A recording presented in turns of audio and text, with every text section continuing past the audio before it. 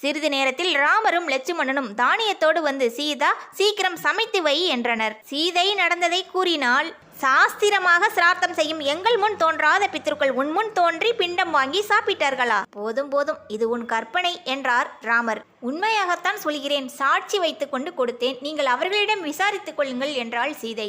முன்னோர்கள் வந்து பிண்டம் வாங்கினார்களா என்று சாட்சியிடம் கேட்டார் ராமர். ராமர் வருவதற்குள் சீதை சிரார்த்தம் முடித்ததற்கு நாம் உடந்தையாக இருந்தோம் என்று தெரிந்தால் ராமர் நம் மீது கோபிப்பாரே என்று ஆலமரத்தை தவிர மற்ற அனைவரும் தெரியாது என்று சொல்லிவிட்டனர். ராமருக்கு வந்த கோபத்தை அடக்கி கொண்டு சீக்கிரம் சமைத்து முடி, நாங்கள் நீராடி விட்டு வருகிறோம் என்று சொல்லி சென்றார். சீதையும் ராமர் நம்பாததை நினைத்து வேதனையோடு சமைத்தாள். பின் ராமர் நீராடிவிட்டு சங்கல்பம் செய்து சிராத்த ஜாமான்களை எடுத்து ஆவாகனம் செய்யும் போது வானிலிருந்து, ராமா, ஏன் 2வது முறையாக திதி கொடுக்க எங்களை அழைக்கிறாய்? சீதை கையால் பிண்டம் பெற்றுக்கொண்டு நாங்கள் மகிழ்ச்சியோடு உள்ளோம் என்று அசரீரி கேட்டது.